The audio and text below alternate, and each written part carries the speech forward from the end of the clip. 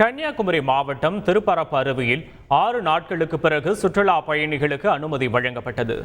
தொடர் மழை காரணமாக கோதை ஆற்றில் வெள்ளப்பெருக்கு ஏற்பட்டதால் அருவியில் குளிக்க தடை விதிக்கப்பட்டது. மழை குறைந்து நீர்வரத்து சீரானதால் மீண்டும் சுற்றுலா பயணிகள் அருவியில் குளிக்க அனுமதிக்கப்பட்டனர். தொடர் விடுமுறை காரணமாக கூட்டம் அதிகரித்த நிலையில் சிறுவர்கள் முதல் பெரியவர்கள் வரை அருவியில் ஆனந்த குளியல் போட்டனர்.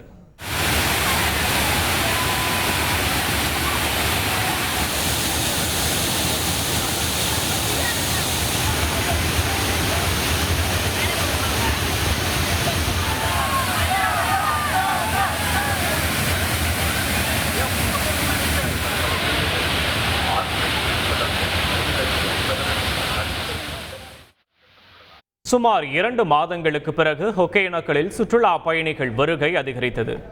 கடந்த மாதம் காவிரியில் வெள்ளப்பெருக்கு ஏற்பட்டதால் ஆற்றில் குளிக்கவும் பரிசல் இயக்கவும் தருமபுரி மாவட்ட நிர்வாகம் தடை விதித்தது. இதனால் சுற்றுலா பயணிகள் வருகை குறைந்த நிலையில் தற்போது நீர்வரத்து குறைந்து பரிசல் இயக்க அனுமதி வழங்கப்பட்டதால் மக்கள் வருகை அதிகரித்துள்ளது.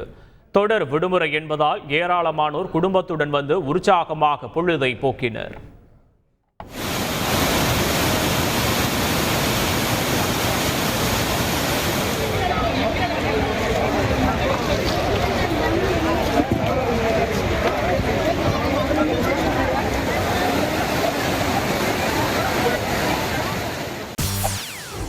செய்திகளை உடனுக்குடன் தெரிந்து கொள்ள உடனே சப்ஸ்கிரைப் பண்ணுங்க.